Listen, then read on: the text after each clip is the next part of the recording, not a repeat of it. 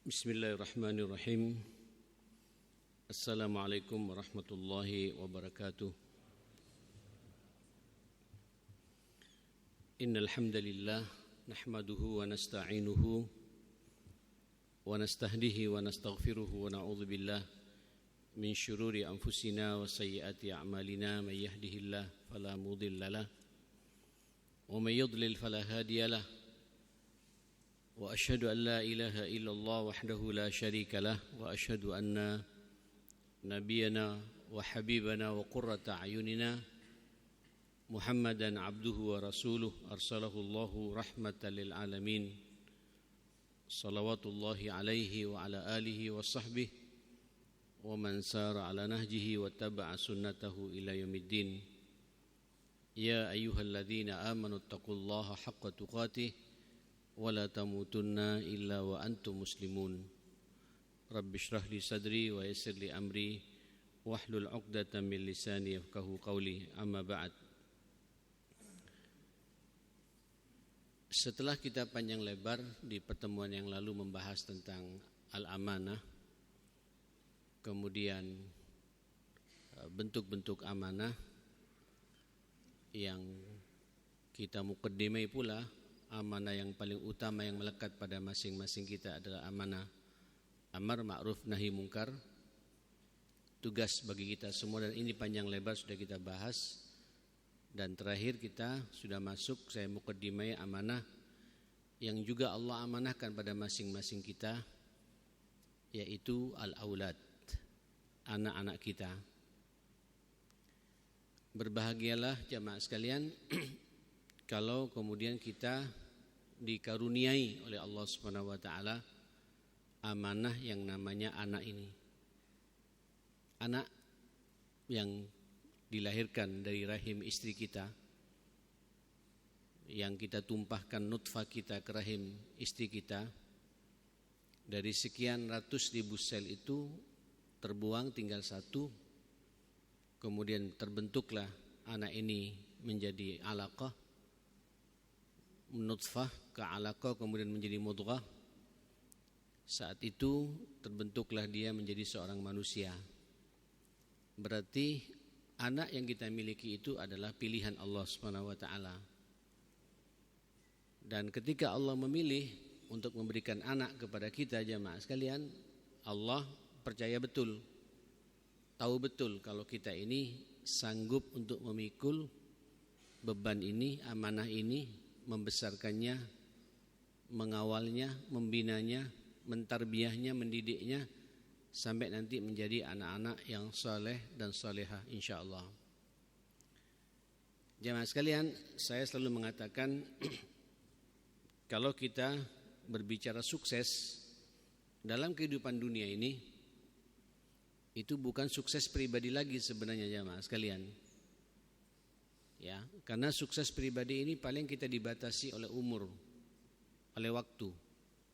Jenengan juga di kantor ini, di Pelindo ini, paling kita sukses karir, sukses jabatan dibatasi juga oleh waktu. 58 tahun kita pensiun. Selesai sudah jamaah sekalian.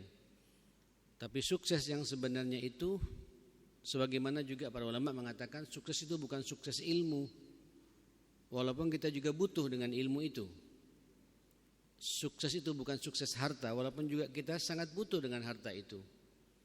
Tapi cuma semua itu dibatasi oleh umur kita. Tapi sukses yang sebenarnya jamaah sekalian, manakala kita bisa mengantarkan anak-anak kita ini menjadi anak-anak yang saleh dan salehah, anak-anak yang qurratu ain. Rasul yang mulia menyampaikan kepada kita hadis riwayat Imam Muslim dari sahabat Abu Hurairah, idza matal insan atau idza mata ibnu adam, apabila meninggal anak manusia itu, inqata amalu, seluruh amalnya terputus. Memang betul orang kalau sudah meninggal dunia jamaah sekalian tidak bisa salat zuhur lagi. Orang kalau sudah meninggal dunia tidak bisa Pak ikut pengajian seperti ini lagi, meninggal mati. Orang kalau sudah meninggal dunia tidak bisa silaturahim, bahkan tidak bisa bekerja. Selesai sudah Pak. Selesai. Begitu mati ya selesai sudah, terputus amalnya. Kecuali kata Nabi illa min thalath, ada 3 hal yang nanti amalnya akan terus menerus, insya Allah sampai hari kiamat akan berlangsung ini jamaah sekalian. Apa itu? Pertama, sadaqatin jariyah, sedekah jariyah. Mohon maaf Bapak, Ibu, tidak semua kita juga bisa bersedekah jariyah, kecuali orang yang memang dirahmati oleh Allah Subhanahu wa taala. Ini sekarang tadi kita kunut nazilah Pak ya, peluang-peluang mendapatkan sedekah jariyah, amal jariyah ini terbuka Pak pada saudara kita di Gaza saat ini. Mereka betul-betul butuh bantuan, uluran tangan dari kita semua. Saya perhatikan ada beberapa lembaga-lembaga dana yang fokus hanya untuk membangun masjidnya lagi di sana. Ada beberapa lembaga dana di Indonesia ini yang fokus untuk mengawal, membangun kembali dunia pendidikannya dan lain sebagainya, menggali sumur. Inilah amal jariah kita. Tapi tidak semua kita Pak punya peluang seperti itu. Yang mampu pun kadang-kadang juga tidak tergerak untuk bisa melaksanakan hal yang satu ini. Nah, yang kedua apa? Wa ilmin yantafi'u bihi. Ilmu yang bermanfaat. Nanti kalau ilmu kita bermanfaat sampai mati, selama ilmu kita dipakai oleh anak didik kita, termanfaatkan, itu ngalir pahalanya Pak. Khususnya ilmu agama, ilmu membaca Al-Quran, guru-guru Quran Pak luar biasa, instan pahalanya. Ya, guru ngaji, ya, termasuk juga guru-guru yang lain sesuai dengan disiplin ilmu yang kita geluti selama ini. Saya tidak bisa bayangkan kalau semua guru Pak, semua dosen atau guru dari TK, SD, SMP, SMA di perguruan tinggi niatnya karena Allah, menyampaikan ilmunya karena Allah, sehingga terasa manfaatnya ilmunya bagi anak didiknya. Dia meninggal dunia Pak, tetap mengalir pahalanya itu jamaah sekalian. Tapi tidak semua ilmu kita ini bermanfaat. Ya monggo renungi Bapak, rata-rata kita ini SMA. SMA ini berarti kita sudah melewati TK 2 tahun, SD 6 tahun, berarti sudah ilmu dasarnya Pak dengan TK-nya sudah 8 tahun. Ya kan? Ditambah lagi SMP, SMA masing-masing 3 tahun, jadi 6 tahun tambah 8 tahun 14 tahun. Cuma saya perhatikan di sini tambah lagi 4 tahun dengan perguruan tinggi Pak. 18 tahun menggeluti ilmunya Allah. Pertanyaannya, ilmu yang sudah 18 tahun itu sudah kita lalui, sudah kita gali Pak, ada enggak kontribusinya, manfaatnya buat agama ini, buat manfaat kemanusiaan ini? Ini Pak perlu kita evaluasi bersama. Makanya Rasulullah salah satu doanya itu berdoa pada Allah, Allahumma inna na'udzubika min ilmin la yanfa. Aku berlindung kepadamu ya Allah dari ilmu yang tidak bermanfaat. Hati-hati Pak, termasuk sampean sekarang kalau sudah kadung lewat Pak, ayo kawal anak-anak kita Pak. Biar nanti ilmu yang mereka lakukan, yang mereka kaji, dalami, apakah nanti kuliahnya di ITS, di ITB, kadang-kadang banyak saya perhatikan Pak di UNER keluar-keluar nganggur. Kalau kemudian bekerja Pak, dia sesuai dengan disiplin ilmu yang mereka geluti selama ini. Itu yang kita takuti Pak. Lalu apa manfaatnya belajar 4 tahun di perguruan tinggi, keluar buka konter HP dengan jamaah sekalian? Tidak ada peluang, ayo berkreasi dengan ilmu yang dia miliki. Nah saudara, masih ada Pak satu peluang yang semuanya kita akan merasakan. Itu apa itu? Allahu Akbar. Wa waladun salihun yad'u lahu. Anak yang saleh yang terus-menerus mendoakan kepada kedua orang tuanya. Begini Bapak, ini juga teguran buat saya pribadi. Saya ini kadang-kadang ngajar kemana-mana seperti ini Pak. Mudah-mudahan bermanfaat ilmu kita Pak buat kita semua insyaallah ya. Tapi kira-kira ilmu saya juga bermanfaat tidak buat anak-anak saya? Dan yang paling penting yang perlu kita bertanya terus-menerus, kalau saya mati sekarang Pak, kira-kira anak kita mendoakan tidak pada kita Pak? Ini tidak gampang, tidak mudah Pak. Ada kesadaran kepada anak untuk berbakti kepada orang tua, mengangkat tangannya minimal rabbighfirli wali walidayya.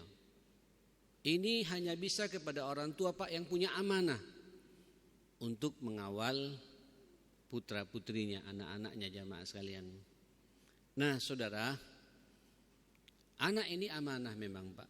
Tapi satu sisi kalau kita berhasil mengawal amanah ini, peluang pahalanya di depan mata. Saya selalu mengapresiasi kepada orang-orang yang punya anak, jamaah sekalian, kadang-kadang suka mengeluh. Jangan hanya mengeluh. Ini mengeluh berarti kita tidak percaya kepada ketentuan Allah. Allah ketika ngasih anak kepada kita, Allah sangat tahu betul bahwa kita sanggup untuk membesarkan mereka. Kalau tidak sanggup Pak, kita tidak akan diberi anak oleh Allah Subhanahu wa taala. Kawal Pak anak kita. Saya juga memohon pada kita semua Pak, berharap kita semuanya, ayo Pak, sesibuk apapun pula sampean kerja di Pelindo ini Pak, dari mulai pagi pulang ke rumah sampai jam 5, luangkan waktu tiap hari berkomunikasi dengan anak kita. Ini amanah Pak. Jangan sampai nanti anak kita Pak jauh dari kehidupan kita, tidak bisa berkomunikasi dengan kita. Curhatnya bukan kepada kita sebagai orang tuanya, tapi curhatnya pada teman-temannya. Ya kalau teman-temannya teman-teman yang baik. Terkadang juga curhatnya kepada gurunya Pak. Tidak semua guru bisa menampung curhat anak-anak kita Pak. Karena sekian banyak anak yang dia perhatikan. Termasuk juga dia punya anak sendiri, jamaah sekalian. Maka tampillah kita ini Pak. Saya secara pribadi, saya dipanggil Ustadz Pak. Ceramah sana, ceramah sini. Tadi saya dengan ibu-ibu di Ampel, jamaah sekalian. Sekarang di sini, nanti malam saya di Mujahidin. Besok lagi dengan ibu-ibu Gorontalo, malamnya di Al-Akbar. Terus begitu. Terus kira-kira kapan saya bisa berkomunikasi dengan anak saya? Atau paling tidak ilmu yang saya punya ini sudahkah saya perhatikan pula, saya tumpahkan pula pada anak-anak kita? Ada enggak waktu sejenak ngobrol dengan mereka? Maka orang tua yang cerdas, jamaah sekalian, itulah orang tua Pak. Tiada hari kecuali dalam benaknya, ya apa anakku? Bagaimana anakku? Sudahkah dia salat? Kalau sampean salat sekarang Pak, ada enggak di benak kita ini ma'asyiral muslimin, anakku sudah salat tidak hari zuhur ini gitu. Kalau sampean bisa ngaji Pak, bisa baca Quran, sampean juga bertanya juga, anakku sudah bisa baca Quran atau tidak gitu. Ini penting ma'asyiral muslimin. Nah, saudara yang dimuliakan Allah Subhanahu wa taala, dan anak ini dalam bahasa Al-Qur'an, ini mungkin saya sudah mukaddimah ya di bulan yang lalu. Karena ini amanah, kita juga harus sadar Pak.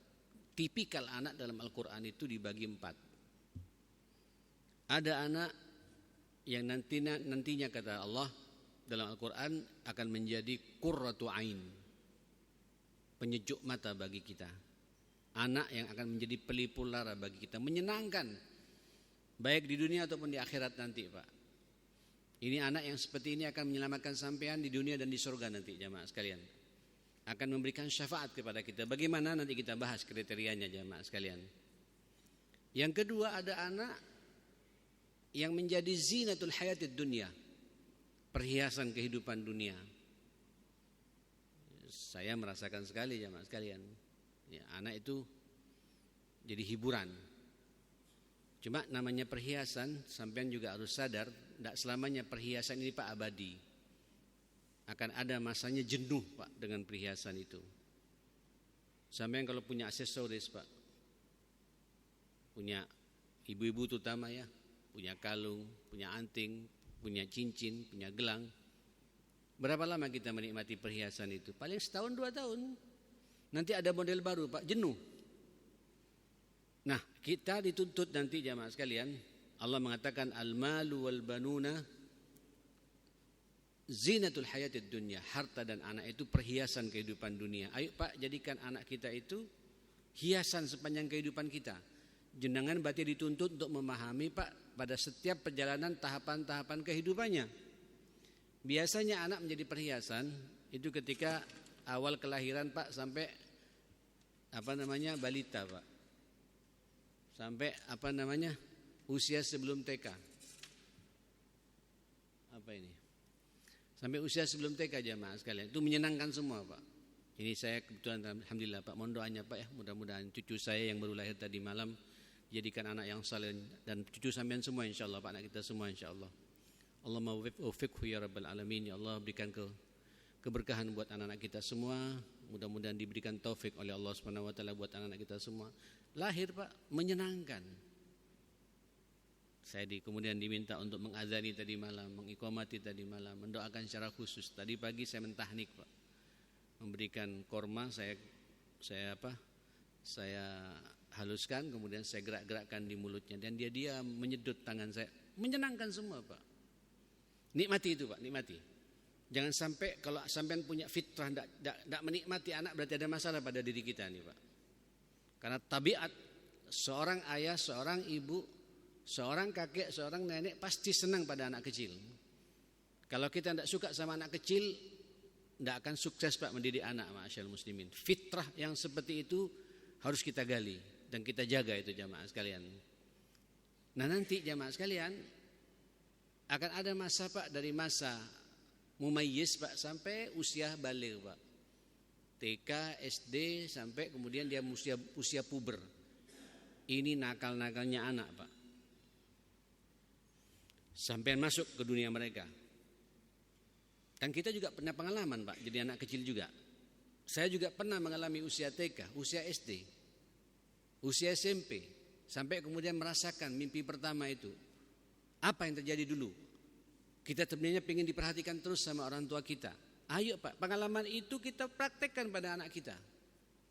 Tapi banyak orang sekarang Pak, anak jadi beban. Sibuk.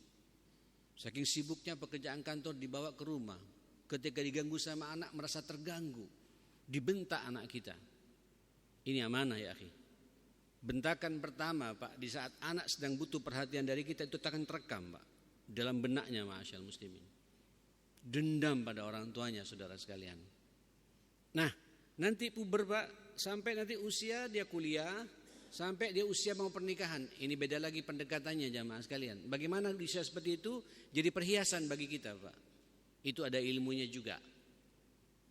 Mohon maaf, sampai anak ketika sudah berkeluarga Pak, kita antarkan ke jenjang pernikahannya Pak, sampai dia punya anak sendiri, berarti kita punya cucu.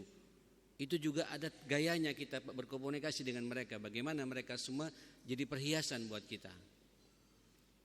Ini Pak dibutuhkan kecerdasan tertentu, kecerdasan tersendiri buat kita orang tua untuk mengawal anak kita yang sebagai amanah dari Allah Subhanahu wa taala. Saya sampai teringat Pak, bahasa ibu saya, umi saya. Saya kebetulan yatim Pak, dijaga terus sama dia itu jamaah sekalian.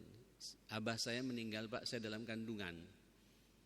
Saya dikawal oleh ibu saya sampai dia tidak nikah lagi, sampai meninggal dunia. Dan yang kemudian saya terenyuh, pas meninggal dunianya pun saya juga masih kuliah di Saudi jamaah sekalian. Saya tidak sempat melihat jenazah terakhirnya Pak. Tapi saya masih ingat kata-kata beliau ketika melepas saya. Mau pertama kali saya menginjak dunia perkuliahan di Jakarta, sebelum saya ke Timur Tengah. Ya Muhammad, manggil saya mat-matan Pak. Mat, ya Muhammad kalau bahasa kita sekarang. Nanti ente kalau udah tua jadi orang tua, insya Allah Allah karuniain kau anak, siap-siap akan nanti mengalami 3 masa capek ngelola anak itu. Yang pertama itu capek mulut, ngomong terus Pak ya, negur anak, awas, tidak boleh begitu. Mainkan Pak mulut kita ini Pak, tapi yang terarah, tidak perlu ngamuk.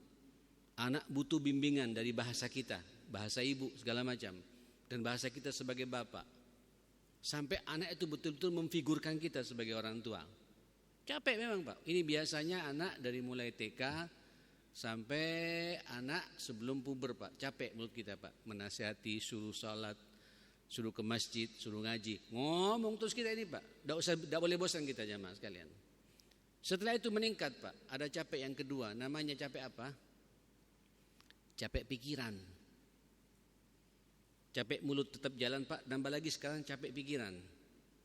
Ini biasanya anak kalau sudah mulai dewasa Pak.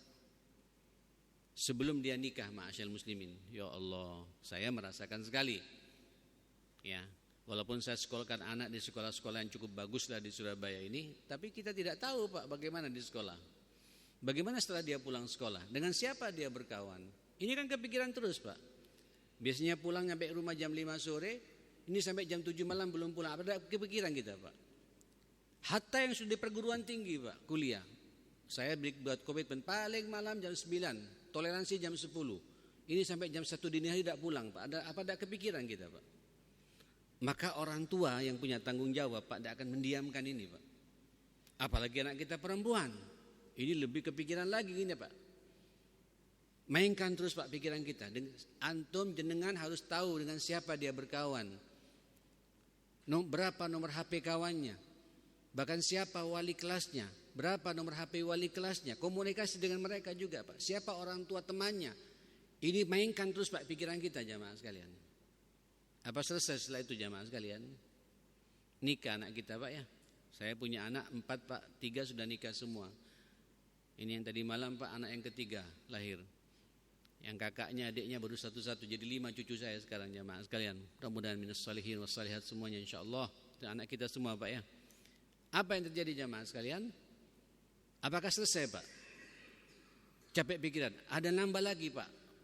Namanya capek perasaan. Capek mulut jalan, capek pikiran jalan. Tambah lagi sekarang capek perasaan, Pak. Karena sekarang kita menampung, bukan menampung, Pak. Ada di tengah-tengah rumah tangga kita, keluarga kita, orang baru. Itu mantu kita, Pak. Yang karakternya beda. Kadang-kadang muncul, anak saya kira-kira sanggup enggak ya ngelola anaknya orang, membina anaknya orang, kawin dengan anaknya orang, bisa enggak mendidik anak sebagaimana saya. Ini kepikiran terus, Pak. Nanti tidak enak sama besan, Pak. Itulah manusia, jamaah sekalian. Inilah hidup, Pak. Tapi kalau sampean berjalan, Pak, memahami bagaimana kita ngelola anak ini, mentarbiyah anak ini, mendidik anak ini, itulah orang yang memegang amanah, Pak. Dan sampean dipercaya oleh Allah Subhanahu wa taala berada pada posisi itu. Ini saya bicara, Pak, yang kendala-kendala terus, Pak. Tapi kalau kita bicara pahalanya, ma'asyal muslimin, ya Allah. Ini, Pak, sekarang masuk rumah sakit, ya. Bayar uang rumah sakitnya, Pak. Itu deposito sampean di surganya Allah, Pak. Beli obat, jangan kepikiran, Pak. Itu uang obat, itu uang kita di surganya Allah di akhirat nanti, Pak. Dibelikan susu, Pak. 2 tahun pertama susu formula, susu khusus, ratusan ribu harganya. Tidak usah mikir, jalani saja. Itu deposito kita di akhirat. Nanti kita sekolahkan anak, Pak. Allah Akbar. TK saja sekarang kan uang pangkanya jutaan juga, Pak. Senyum saja sudah, Pak. Ini cara Allah, Pak, untuk mendepositokan uang kita. Tidak usah sampai beban. Jangan. Kalau ada, Pak, bismillah ala barakatillah. Betul, jamaah sekalian. Nanti sampean belikan motornya anak, pahala lagi. Senyum sama anak, pahala lagi. Ngasih anak sama anak, pahala lagi. Ngajak anak ke masjid. Semuanya 24 jam kita hidup dengan keluarga ini, Pak. Pahala dari Allah Subhanahu wa taala. Ini bagi orang yang memahami, Pak, bagaimana hidup berkeluarga dan bisa mengantarkan anak-anak kita menjadi anak-anak yang saleh dan salehah. Detailnya insyaallah kita bahas lagi di pertemuan yang akan datang, insyaallah. Kita hanya bisa berdoa, Pak, ya. Sudah setengah jam lagi, sudah setengah jam lebih saya berbicara. Mudah-mudahan anak kita semuanya, Pak, anak-anak yang saleh dan salehah, anak-anak yang qurratu ain. Tolong di WA saya lanjut set kajiannya tentang masalah anak gitu ya, biar saya enggak lupa lagi. Semoga kita semua dalam lindungan Allah Subhanahu wa taala, kita menjadi orang tua, Pak, tempat curhatnya anak-anak kita. Dan semoga pula istri kita, Pak, menjadi figur bagi mereka buat anak-anak kita semua. Dan semoga pula keluarga kita keluarga yang sakinah mawaddah warahmah, yang mendapatkan hidayah dan petunjuk dari Allah Subhanahu wa taala. Allahumma rabbana ighfir lana wa tub 'alaina innaka antat tawwabur rahim. Allahumma arinal haqqa haqqan warzuqna ittiba'ah wa arinal batila batila warzuqna ijtinaba ya rabbal alamin ya hayyu ya qayyum bi rahmatika nastaghits innaka ala kulli syai'in qadir. Allahumma rabbana hab lana min azwajina wa dhurriyyatina qurrata a'yun waj'alna lil muttaqina imama rabbi ij'alni muqimas shalah wa min dzurriyyati rabbana wa taqabbal du'a. Rabbana atina fid dunya hasanah wa fil akhirati hasanah wa qina adzabannar. Sallallahu ala Muhammadin wa alihi wa sahbihi wasallam. Alhamdulillahi rabbil alamin. Subhanakallahumma wa bihamdika asyhadu an la ilaha illa anta astaghfiruka wa atubu ilaik. Assalamualaikum warahmatullahi wabarakatuh.